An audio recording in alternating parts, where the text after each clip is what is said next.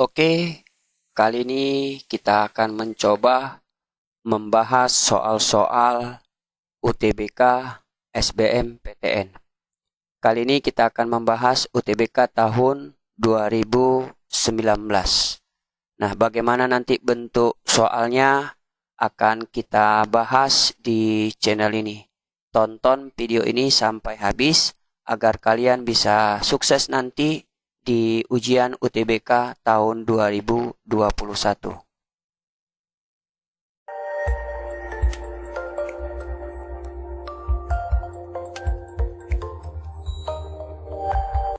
Oke, soal yang pertama yaitu data nomor atom dan nomor massa untuk 5 atom diberikan dalam tabel berikut. Jadi disajikan dalam sebuah tabel. Jadi ada atomnya disimbolkan M, L, Z, Q, dan X. Nah, kemudian dari atom itu dikasih tahu nomor atom dan nomor massa. Nah, dari tabel yang ditanya adalah pasangan atom yang dalam tabel periodik unsur terletak dalam satu golongan. Nah, jadi untuk menjawab soal ini gampang aja. Nah, jadi yang ditanya adalah dalam satu golongan. Nah, jadi kalau di dalam sistem periodik unsur, itu nanti dari atas ke bawah, itu namanya disebut dengan golongan. Jadi, kenapa unsur itu disusun satu golongan? Karena memiliki jumlah elektron valensi yang sama. Jadi kalau nanti memiliki elektron valensi sama, maka unsur itu disusun dalam satu golongan. Jadi elektron valensi itu elektron yang terakhir.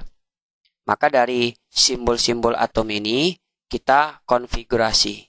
Kita tentukan berapa elektron valensinya. Nah, untuk yang pertama ada simbolnya M. Jadi M mempunyai nomor atom 4 dan nomor massa 9. Jadi nomor atom letaknya di bawah, kita buat di sini ada 4, kemudian nomor massanya 9. Maka yang kita konfigurasi yang nilai elektronnya, yang di bawah, jadi M elektronnya 4. Maka bisa kita konfigurasi ini menjadi 2, 2. Maka elektron valensinya 2. Maka dari sini bisa kita tentukan bahwa dia terletak pada golongan 2A. Karena elektron valensinya 2 berarti terletak pada golongan 2A. Nah, bisa juga kita tentukan periode. Jadi periode ini 1, 2 berarti terletak pada periode yang kedua. Kemudian ada unsur L. Jadi L nomor atomnya 8, nomor massa 16. Berarti nomor atom 8, massanya 16. Maka yang kita konfigurasi elektron di sini ada 8. Maka bisa kita konfigurasi menjadi 2, sisanya 6. Maka elektron valensi ini yang terakhirnya ada 6. Maka karena elektron valensinya 6, maka terletak pada golongan 6A. Atau bisa juga kita tentukan periodenya 1, 2. Maka terletak pada periode kedua. Kemudian ada unsur Z. Kalau Z ini nomor atomnya ada 9 dan nomor massanya 19. Maka dari sini bisa kita konfigurasi elektronnya ada 9, maka menjadi 2, 7. Karena elektron valensinya 7, maka ini terletak pada golongan 7A. Bisa juga kita tentukan periodenya sama 1, 2, berarti terletak pada periode yang kedua. Kemudian ada unsur Q. Q nomor atomnya 12, massanya 24. Maka bisa kita konfigurasi ada 12, berarti 2, 8, 2. Maka elektron valensinya 2 yang terakhir, maka bisa kita tentukan ini adalah golongannya 2A dan terletak pada periode 1, 2, 3, berarti terletak periode ketiga. Kemudian ada unsur X. Nomor atomnya 20, massanya 40. Maka yang kita konfigurasi elektronnya ada 20 di sini. Jadi kalau 20 berarti 2, 8, 8, dan sisanya 2. Maka ini jumlahnya 20. Sama elektron valensinya juga 2. Maka ini termasuk pada golongan 2A. Dan periode bisa kita tentukan. Periode kita hitung aja kulitnya. Kulit pertama, kedua, ketiga, dan keempat. Maka terletak pada periode keempat. Maka dari soal ini bisa kita tentukan. Katanya dari unsur M, L, Z, Q, dan X terletak di dalam satu golongan. Maka yang terletak dalam satu golongan di sini ada golongan 2A, 2A, 2A. Berarti bisa kita identifikasi, kita kelompokkan. Yang terletak pada golongan 2A itu ada unsurnya si M, periode kedua, berarti dia paling atas, inilah M. Kemudian Q juga golongan 2A, periode ketiga, berarti letaknya lebih di bawah, inilah Q. Kemudian X juga golongan 2A, periode keempat, maka inilah unsurnya si X. Kemudian ada golongan 6A, ini buat golongan 6A. Nah, 6A ini unsurnya L, tapi periode kedua. Kalau periode 2 berarti sejajar dengan M, sama-sama periode kedua. Inilah L. Kemudian ada golongan 7A. Nah, 7A itu terletak tadi unsurnya adalah unsur Z. Nah, periode kedua berarti sejajar dengan M, L, dan Z. Nah, jadi bisa kita lihat dari tabel ini, yang terletak dalam satu golongan adalah M, Q, dan X. Jadi kita cek yang option A, M, dan L. Jadi kalau M dan L berarti kan beda golongan. Berarti itu salah ya. Kemudian option B, L dan Z. Nah, L dan Z maka beda golongan. Tapi terletak pada satu periode namanya. Jadi bukan satu golongan tapi satu periode yang lebih tepat.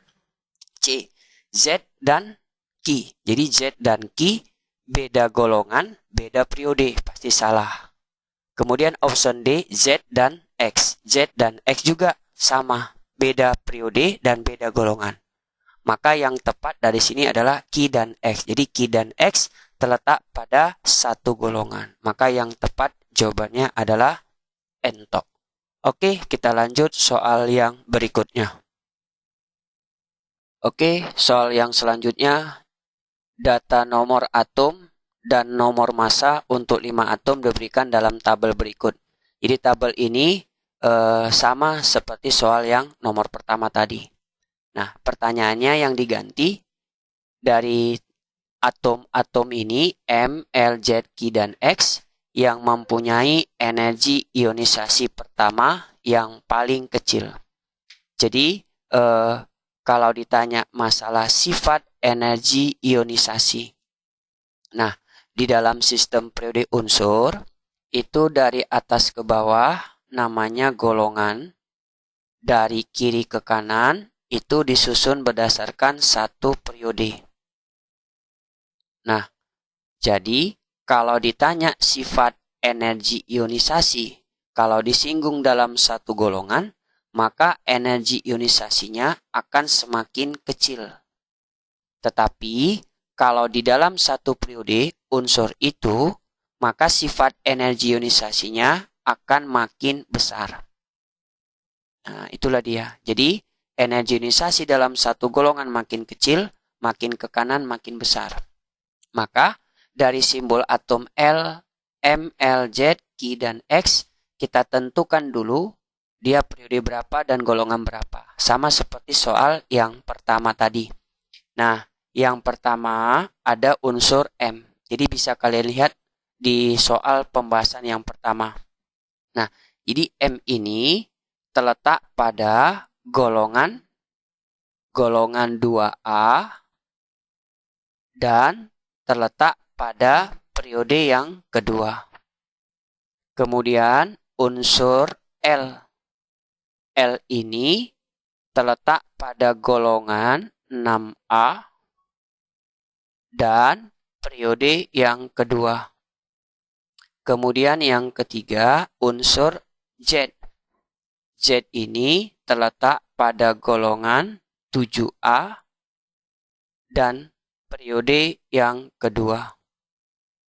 Kemudian unsur Ki.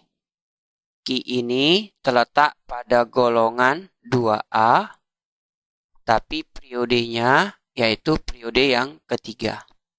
Maka yang terakhir, unsur X yang ini terletak pada golongan 2A dan periode yang keempat. Nah, sudah kita tentukan periode dan golongannya, maka kita kelompokkan dia di dalam sistem periode unsur. Maka tadi sudah kita tulis di soal yang pertama. Di sini ada golongan 2A. Nah, golongan 2A itu unsurnya ada M, ada Ki, dan X. Nah, tapi M ini periode kedua, berarti dia paling atas. M, baru si Ki periode ketiga, berarti letaknya di bawah. Kemudian si X periode keempat, berarti letaknya paling bawah X. Kemudian ada golongan 6A. Nah, golongan 6A ini tadi terletak unsur L periode kedua, sejajar dengan M. Baru golongan 7A, periode kedua juga berarti sejajar dengan L, yaitu unsur Z. Jadi yang satu golongan itu MQX dan satu periode itu MLZ. Nah, dari tabel ini yang diminta energi ionisasi pertama paling kecil. Nah, jadi kalau sifat energi ionisasi tadi, makin ke bawah dia makin kecil, makin ke kanan dia makin besar. Jadi bisa kita tulis, ke bawah inilah golongan, sifat energi ionisasinya makin berkurang, makin kecil. Tapi kalau dalam satu periode, sifat energi ionisasinya bertambah. Maka dari sini bisa kita tentukan dari unsur kelima ini, yang energi ionisasinya paling kecil. Jadi kalau dia energi ionisasi paling kecil, berarti yang paling kiri. Nah, yang paling kiri itu adalah golongan 2A. Jadi kalau di sini urutannya, dari sini bisa kita tentukan energi ionisasi. Kita singkat EI. Yang paling besar adalah unsur Z. Kenapa unsur Z? Karena semakin ke kanan, energi ionisasinya makin besar. Jadi, energi ionisasi yang paling besar adalah Z. Setelah Z, baru L. Jadi 6A, 7A lebih besar energi ionisasi 7A. Baru 6A. Jadi Z, baru L. Nah, setelah L golongan 2A. Golongan 2A ada 3. MQX. Makin ke bawah, energi ionisasinya makin kecil. Berarti paling kecil adalah X. Jadi urutannya, energi ionisasi M lebih besar dari Ki. Nah, Ki lebih besar energi ionisasinya dari X. Inilah urutan kalau ditanya sifat energi ionisasi. Nah, dari soal energi ionisasi yang paling kecil, maka yang paling kecil adalah si X. Maka dari soal ini jawabannya adalah dodol.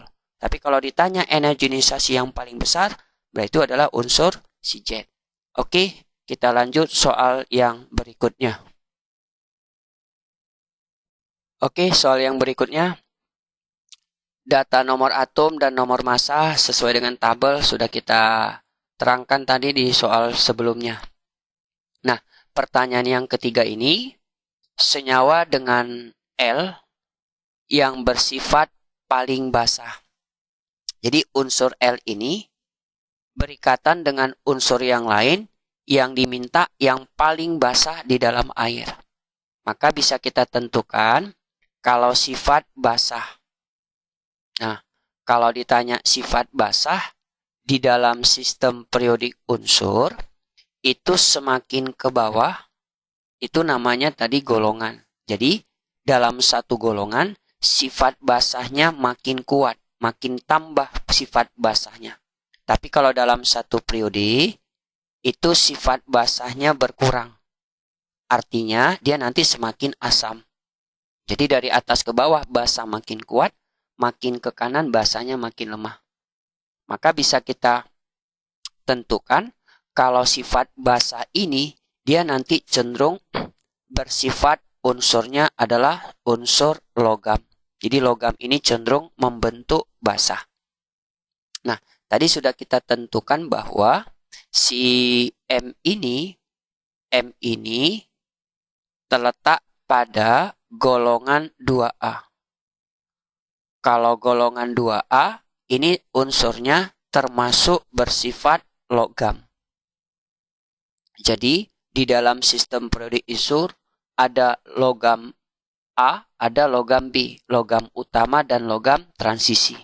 Nah, kalau logam utama, logam A, itu terletak pada golongan 1A sampai logam golongan 3A dan logam-logam transisi atau logam golongan B. Nah, untuk unsur M ini tadi terletak pada golongan 2A berarti bersifat logam. Kemudian unsur L juga ini terletak pada golongan 6A. Kalau 6A berarti bersifat non-logam sisanya.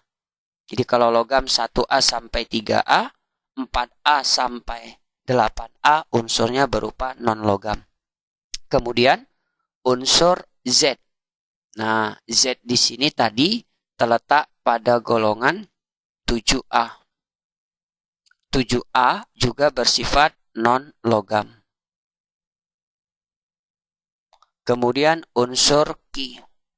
Ki ini terletak pada golongan 2A. Kalau 2A berarti unsurnya bersifat logam. Kemudian unsur X itu terletak pada golongan 2A. Berarti juga bersifat logam.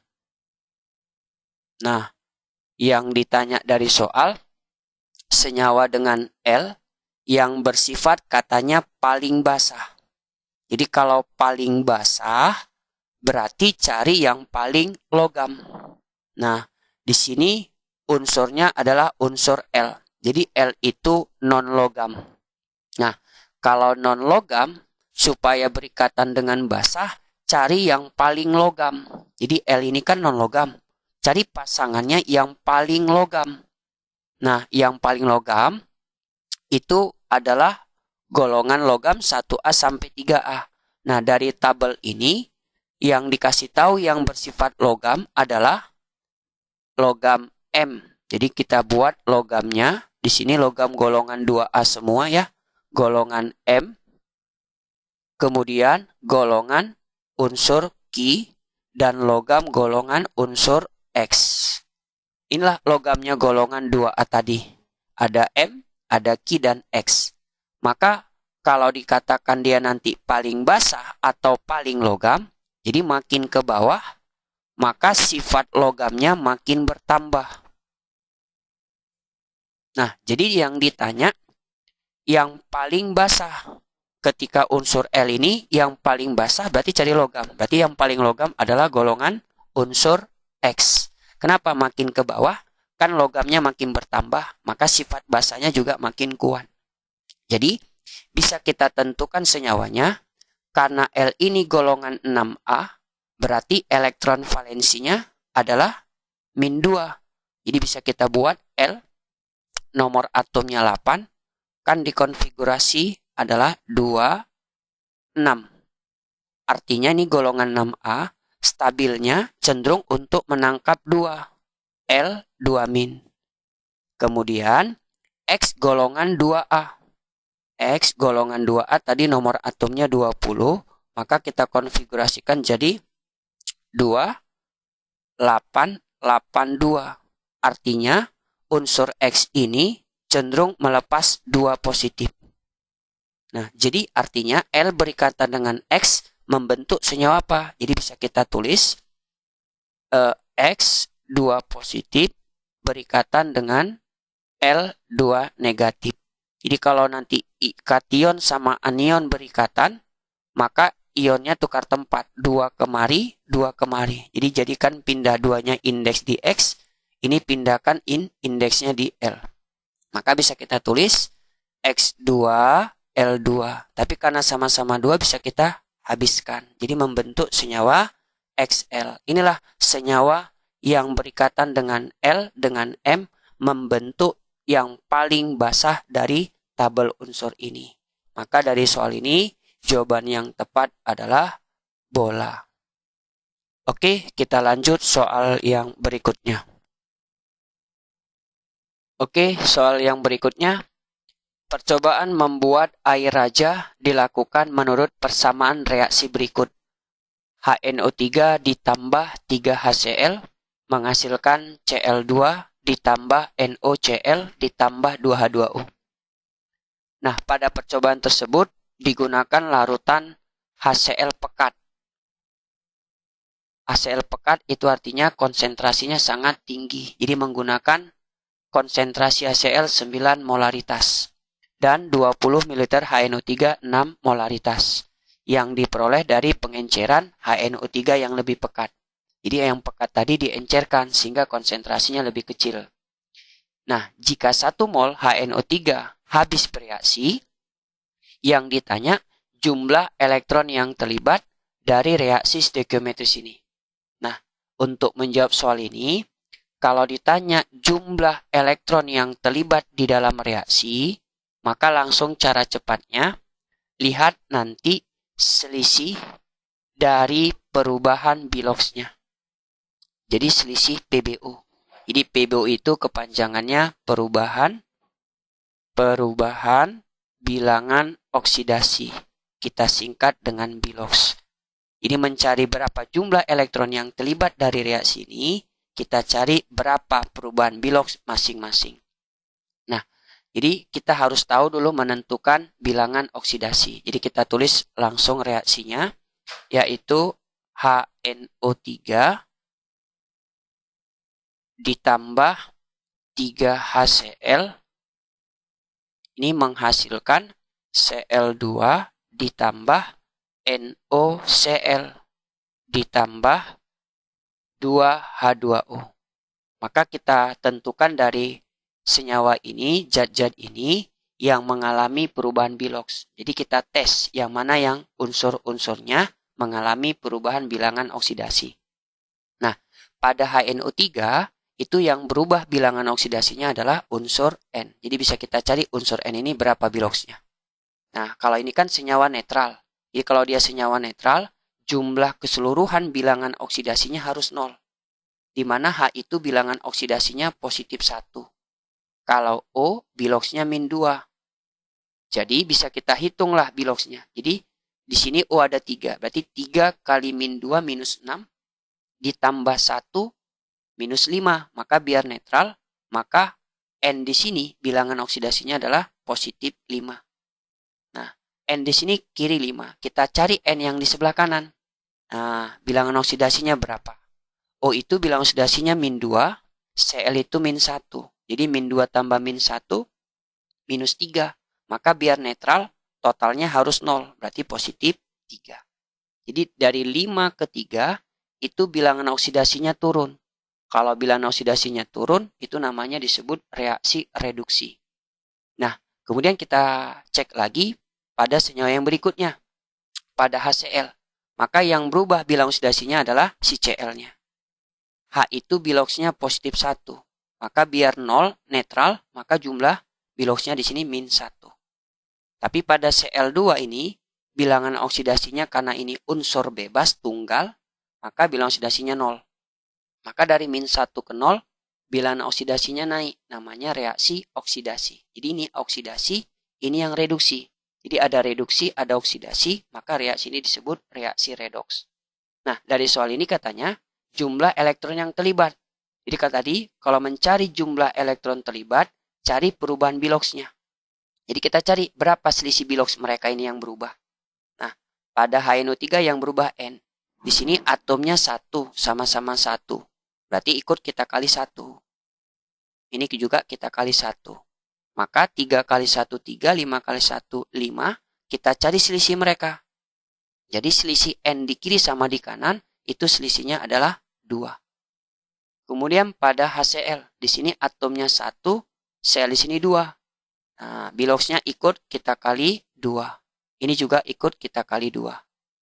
Maka selisihnya ini, jadi min 2 dengan 0, selisihnya 2. Jadi selisih HNO3 dengan NO2, Cl di sini juga 2. Maka berapa jumlah elektron terlibat? kita cari KPK yang terkecil antara 2 dengan 2. Jadi bisa kita kali 1 ini kan. Ini kita kali 1. Jadi kesimpulannya, elektron yang terlibat di sini adalah sama-sama 1. Jadi mencari jumlah elektron terlibat, lihat selisih Biloxnya. Maka jawabannya adalah ayam. Oke, kita lanjut soal yang berikutnya. Oke, soal yang selanjutnya. Percobaan membuat air raja dilakukan menurut persamaan reaksi berikut. Jadi ini wacananya sama seperti soal yang sebelumnya. Nah, pertanyaannya jadi ganti. Jika larutan HNO3 yang digunakan pada reaksi ini diperoleh dari pengenceran larutan HNO3 pekat yang 12 molaritas. Nah, yang ditanya volume HNO3 pekat yang diperlukan. Jadi untuk menjawab soal ini, itu materinya tentang pengenceran. Jadi kalau pengenceran itu artinya konsentrasinya makin kecil. Kenapa konsentrasinya makin kecil? Karena di dalam larutan itu ditambah dengan air. Jadi kalau ditambah dengan air, maka larutannya akan semakin encer. Maka konsep dari pengenceran bisa kita tulis rumusnya adalah M1 kali dengan V1 itu sama dengan M2 dikali dengan volume yang kedua. Artinya M1 itu konsentrasi awal atau sebelum diencerkan. V1 itu volume awal atau volume sebelum diencerkan, sebelum ditambah air. M2 itu konsentrasi setelah ditambah air atau konsentrasi akhirnya. V2 volume akhir atau volume setelah diencerkan, setelah ditambah dengan air. Nah, dari soal ini katanya jumlah HNO3 yang digunakan. Berarti yang ditanya volume HNO3 yang digunakan. Yang diperoleh dari pengenceran HNO3 pekat 12 molaritas. Yang ditanya volume HNO3 pekat yang diperlukan. Jadi untuk menjawab ini, kadang siswa terbalik-terbalik memasukkan yang mana M1, mana M2. Jadi bisa kita tulis M1 itu konsentrasinya lebih besar dari M2. Dan volume yang kedua itu lebih besar dari volume awal. Ini dia. Jadi kita masukkan yang ditanya volume HNO3 pekat. Pekat itu konsentrasinya tinggi. Jadi yang di sini ada 12 molar, di sini HNO3 ada 6 molar. Maka 12 lebih besar dari 6. Maka yang 12 itulah sebagai M1. Nah, volume awalnya kita nggak tahu. Itulah mau kita cari. Sama dengan setelah diencerkan diperoleh adalah 6M. Jadi mula-mula konsentrasinya 12 ditambah air makin kecil konsentrasinya. Gitu dia maksudnya. Kali dengan volumenya. Nah, setelah diencerkan tadi hasil volumenya adalah 20. Maka 20 kita masukkan kemari. Maka di sini kita dapatlah volume awalnya sebelum diencerkan berarti 6 dikali 20 kita bagi dengan 12. Maka bisa kita kecilkan ini kan 6 dibagi 12 kan habis.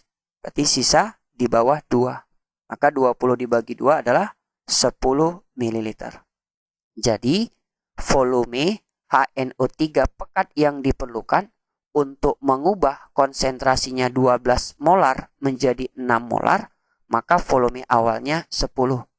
Ketika konsentrasinya berkurang, maka volumenya berubah menjadi 20. Maka untuk soal ini jawabannya adalah dodol. Oke, kita lanjut soal yang berikutnya. Oke, soal yang selanjutnya masih soal yang sama. Pertanyaannya adalah jika gas Cl2 yang dihasilkan adalah 0,12 mol dan semua reaktan habis bereaksi. Jadi reaktan itu yang letaknya sebelah kiri. Dan yang ditanya adalah volume larutan HCl yang bereaksi. Jadi dari sini bisa kita tentukan dulu mol masing-masing. Jadi kalau HNO3 ini bisa kita cari milimolnya ya. Jadi karena ini molar dengan volume bisa kita cari milimolnya. Jadi, milimol HNO3 itu rumusnya adalah molaritas kali volume, tapi volumenya dalam mililiter, maka dapat satuan milimol. Tapi kalau volumenya di sini liter, maka satuannya adalah mol. Jadi dapat molaritas HNO3 di sini adalah 6 dan volumenya dalam mili 20. Maka 6 kali 20 dapat 120 milimol. Kemudian untuk pada HCl yang ditanya adalah volume. Jadi bisa kita tentukan dulu bentuk milimolnya dapat dengan rumus yang sama molar kali volume. Jadi molaritas HCl di sini 9. Volume HCl belum tahu, kita anggap V. Maka milimol HCl itu sebesar 9V milimol. Nah, kemudian kita reaksikan. Kita tulis reaksinya antara HNO3 ditambah dengan 3HCl.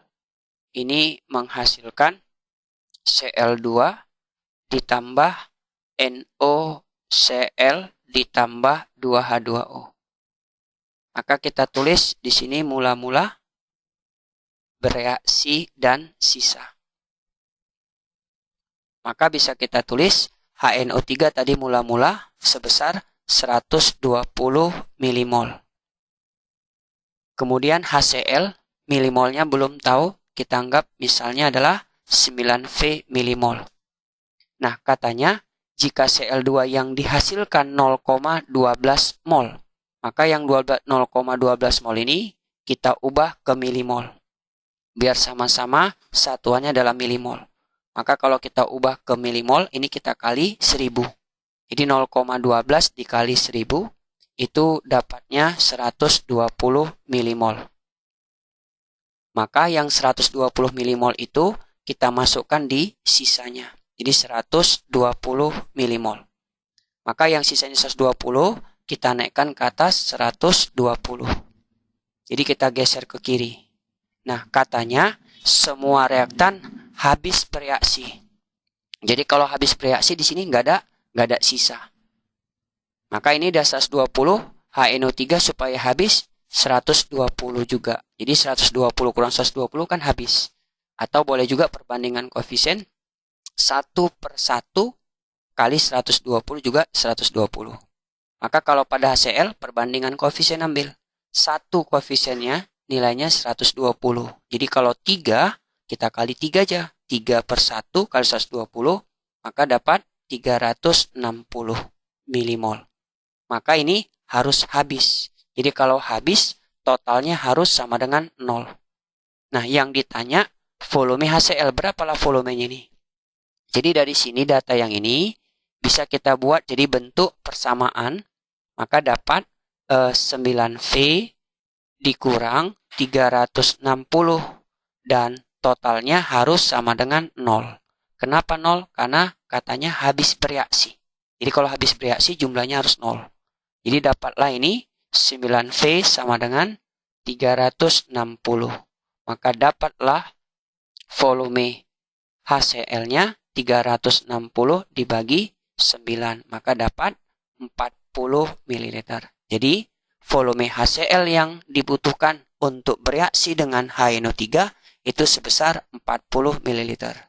Maka jawabannya adalah dodol. Oke, kita lanjut soal yang berikutnya. Oke, soal yang berikutnya. Gambar berikut menunjukkan profil energi untuk reaksi A tambah B menghasilkan P. Jadi reaksinya di sini adalah A ditambah B menghasilkan P. Maka kalau dalam kimia, sebelah kanan tanda panah itu disebut dengan produk atau hasil reaksi. Sementara A dan B ini disebut dengan reaktan atau zat yang bereaksi. Artinya A bereaksi dengan B membentuk menghasilkan P. Nah, dari sini dikasih tahu bentuk grafiknya. Jadi intinya yang kita lihat dari grafik ini adalah A tambah B menghasilkan P. Jadi reaksinya ini dia. A tambah B menghasilkan P. sebelum reaksi grafi ini menghasilkan P, itu dibutuhkan yang namanya katalisator. Jadi untuk mempercepat reaksi menghasilkan P, jadi diperlukan katalisator. Jadi untuk mempercepat laju reaksi sehingga membentuk P. Nah, katanya dalam soal, jika semua spesies yang terlibat berwujud gas, menurut teori kinetik gas, pernyataan yang benar untuk reaksi berikut. Jadi, di dalam konsep di dalam laju reaksi, bahwasanya di dalam laju reaksi bahwasanya laju reaksi itu ditentukan, laju reaksi akan ditentukan dari tahap yang paling lambat. Jadi laju reaksi ditentukan dari tahap-tahapan reaksinya yang paling lambat. Jadi kita lihat dari grafik ini, yang manalah reaksi sebelum membentuk P, reaksi yang paling lambat. Jadi bisa kita lihat di sini, sebelum A tambah B menghasilkan P, berarti bisa kita buat reaksi yang pertama itu adalah A tambah B itu membentuk AB positif. Kemudian reaksi yang kedua dari grafik ini bisa kita tulis A tambah B akan menghasilkan C. Nah, reaksi yang ketiga itu kita buat A tambah B akan menghasilkan C positif. Nah, barulah tahap yang terakhir, itulah yang membentuk A tambah B menghasilkan P. Jadi dari beberapa reaksi ini, laju itu akan ditentukan dari tahap yang lambat. Jadi kita lihat dari grafik ini.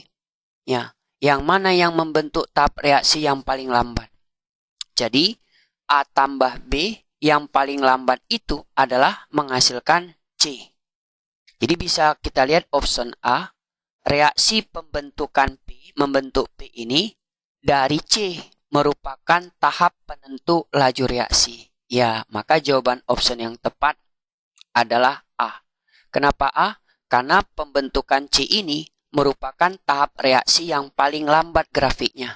Jadi yang paling rendah kita lihat grafiknya, itulah penentu dari tahapan laju reaksinya. Oke, kita lanjut soal yang berikutnya. Oke, soal yang selanjutnya yaitu atom pusat Br dengan molekul BrF5 dikelilingi oleh 6 domain pasangan elektron, yaitu terdiri dari 5 domain pasangan elektron ikatan dan 1 domain merupakan pasangan elektron bebas yang tidak berikatan. Nah, yang ditanya dari soal adalah geometri molekul BrF5. Nah, untuk menjawab soal ini, kita harus memahami konsep di dalam bentuk ikatan. Jadi, menentukan bentuk ikatan, itu bisa kita tentukan dari Peseper atau konsep tentang teori tolakan ikatan. Inilah tabelnya untuk membentuk yang namanya bentuk molekul. Nah, di sini, ini namanya pasangan elektron ikatan. Jadi berapa banyak elektron berikatan? Ini pasangan elektron. Yang ini adalah jumlah pasangan elektron bebas. Yang ini bentuk rumus molekulnya. Bentuk rumus molekul dari Pesepernya. Nah, yang ini adalah sudut ikatan. Sudut daripada ikatannya. Nah, yang ini bentuk molekul. Ini contoh daripada ikatan kimianya. Nah, jadi contoh misalnya pasangan elektron ada 2. Kalau pasangan elektron ikatannya 2, maka PeB-nya 0. Maka rumus molekulnya adalah AX2. Sudut ikatan yang bisa dibentuk 180 dan bentuk molekulnya adalah linier. Contohnya CO2 dan BeCl2. Nah, jadi di dalam soal ini, inilah bentuk tabel-tabel bentuk molekul daripada ikatan kimia. Jadi kalau menurut teori Weissenberg itu, bentuk molekulnya bisa kita misalkan dengan A,